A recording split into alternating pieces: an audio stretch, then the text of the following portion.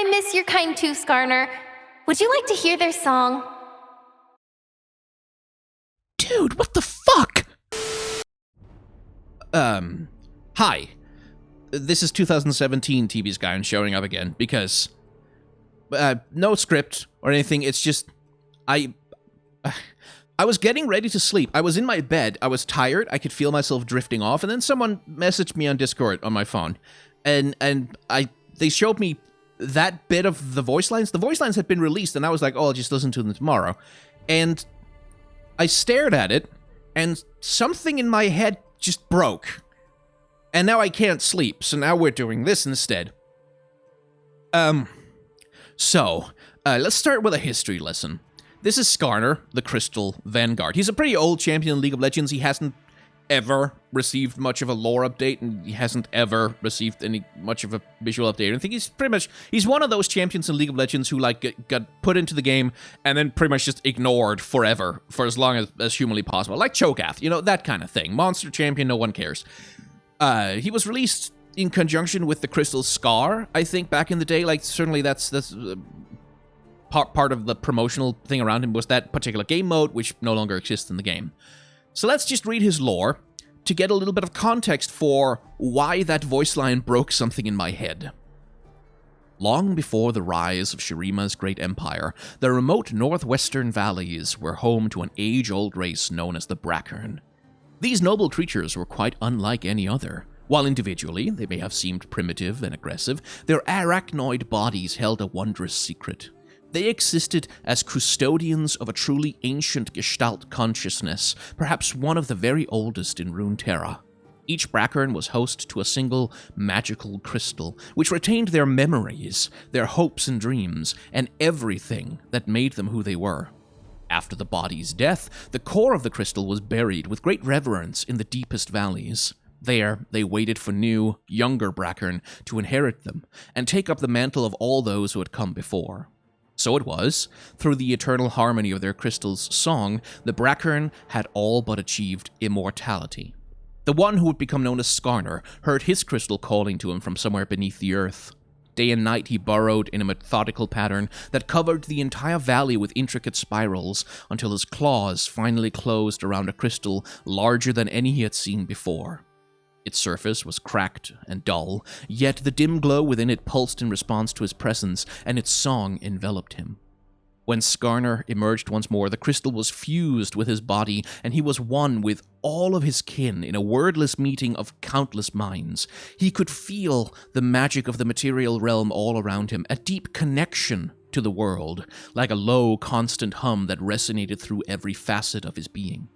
Mortals, such as they were, knew and respected the brackern, but also feared them. They would sometimes leave offerings at the entrances to the valleys, which they named things like the Crystal Scar in their imperfect, fleshy languages. Over time, though, their focus began to turn towards conflict and conquest, and the brackern resolved to hibernate until this danger was past. Even if the mortal races wiped each other from existence, it would amount to little more than a single somber note in the crystal's unending song. And so the brackern slept. Then, without warning, the song became a scream. Skarner was jolted awake as explosions tore through the brackern's hiding place. The land had become parched and barren, but mortals persisted. They came armed with fire and metal, delving down beneath the surface to hack the living crystals from his sleeping kin. Skarner erupted from the sand in a frenzy. He killed many of the murderous thieves, and the rest fled in terror, leaving him to revive his dormant companions. But those brackern whose crystalline forms had been damaged died moments after they woke, and most of the others could not be roused at all, so deep was the trauma to their collective psyche. He stumbled through the valleys in mourning. He was certain that, even if the magic of the crystal still endured, it would quickly fade in the hands of mortals. Yet, as the sun broke over the horizon many weeks later, Skarner heard the faintest of echoes calling out in his mind. These were not the soaring harmonies he had known before, but a terrified, urgent keening, imploring him to act. He hesitated for just a moment, knowing that if he went in search of his stolen kin, then those who still lay beneath the sands would be defenseless. But as the cries died away, he knew he had no other choice and strode out eastward into the desert.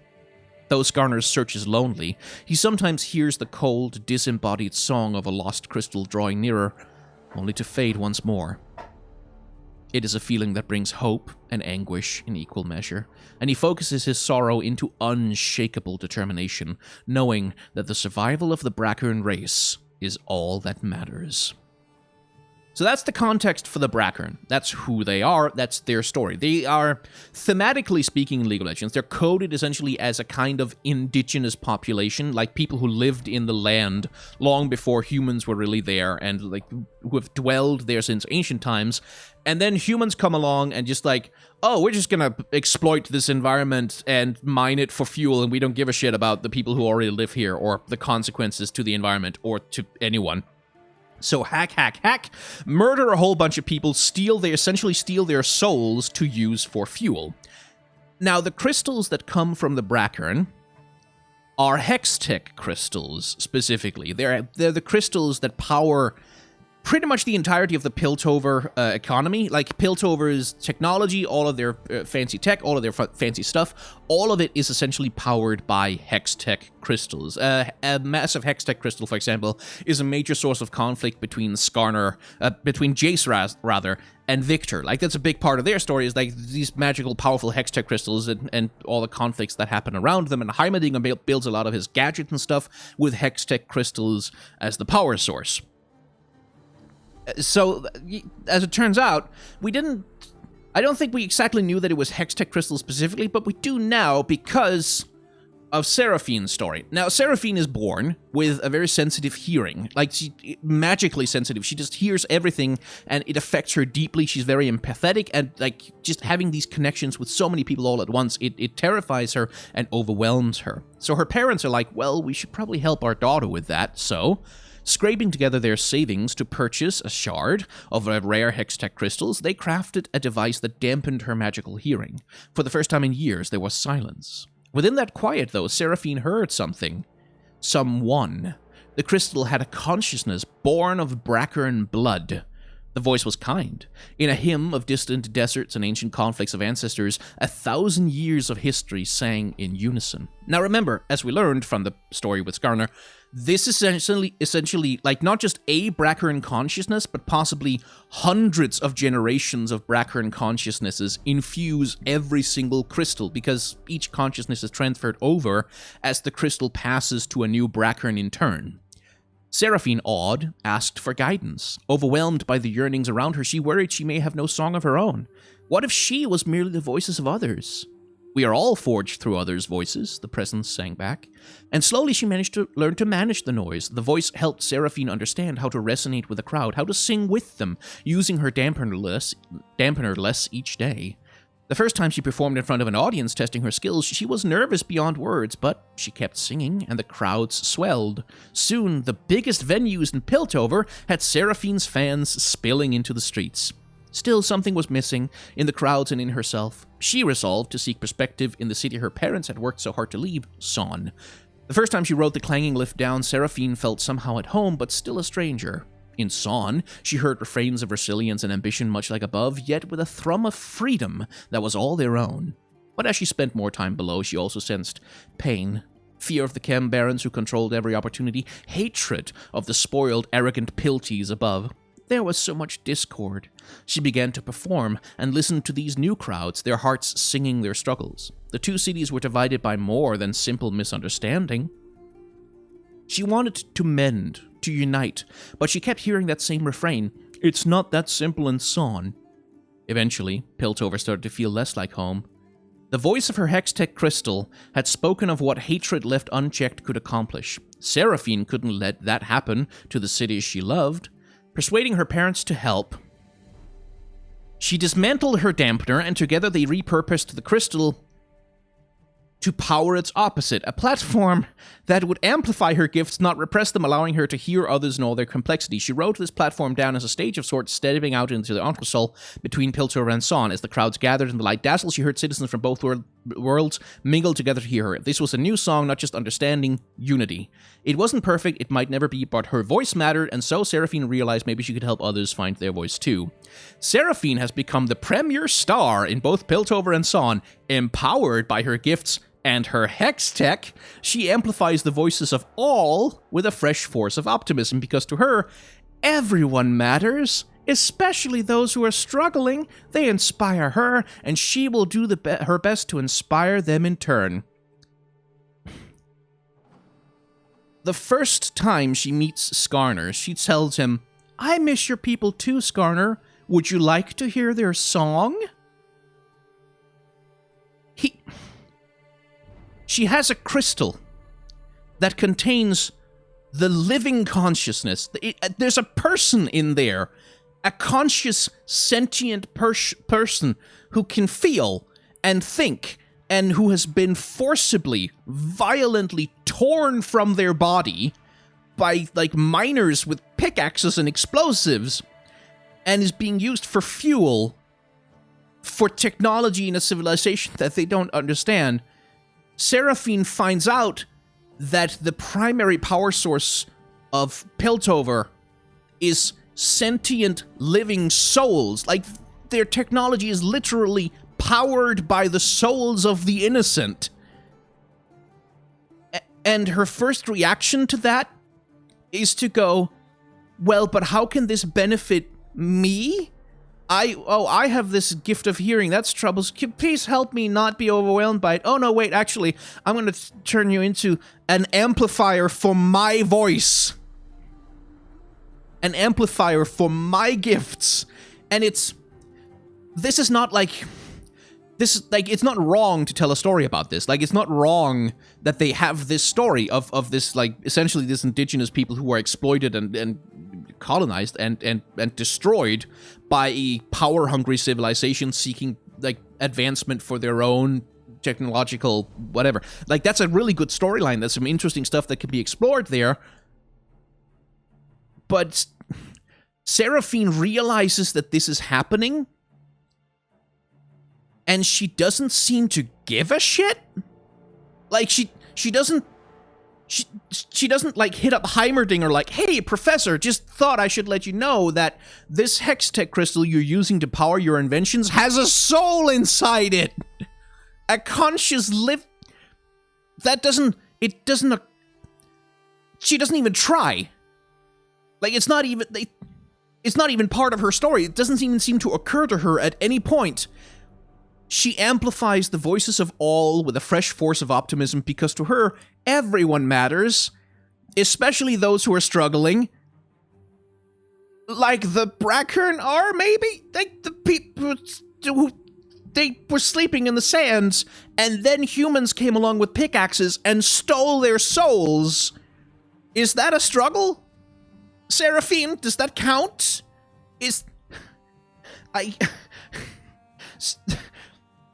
It broke my brain because I must be missing something here. I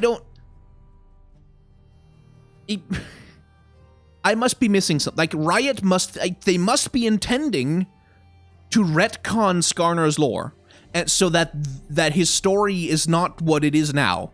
So that he has a different story where somehow Seraphine isn't currently using the soul of one of his people to power her popstar performing stage, so she can sing pretty songs about coming together and living in harmony to Piltover and Son. Son, you may remember, is like a chemical swamp hellhole where, like, children live on the streets and, like, scavenge for scrap in, like, swamps made entirely of corrosive chemicals, because Piltover exploits them economically. But I guess, sure, we'll sing some songs about how important it is that we all just get along.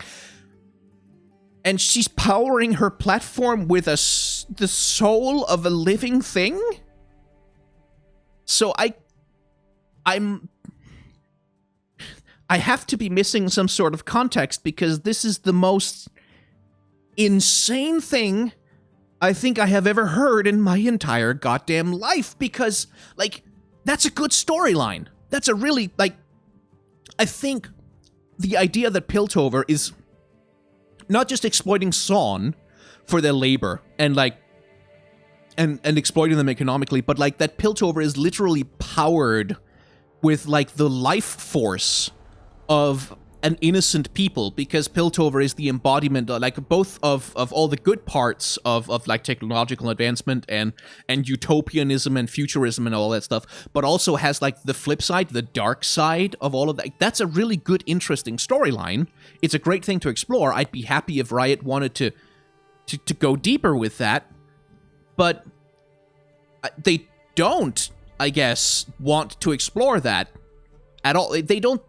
Okay, so I read this, and it seems to me that it doesn't seem to have even occurred to the writers at all. Like, none of them, it doesn't seem to have occurred to them that this might read like Seraphine is a blood sociopath who exploits the living soul of another being entirely for her own benefit without giving a shit about their situation, or even trying to undo the wrong that she has discovered, because who gives a shit about the brackern? I care about being a...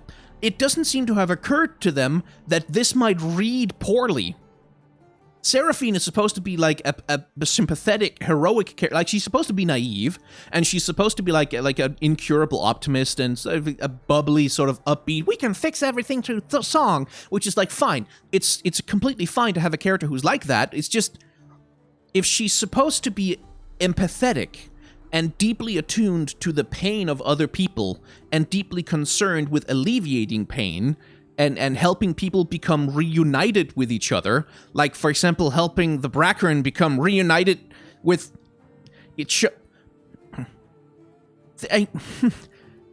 People have been tweeting me that, like, with like headcanon theories, oh, I think I see what's going on here. Seraphine is a villain. She's supposed to be like a Cruella she's supposed to be evil. She's supposed to be a villain.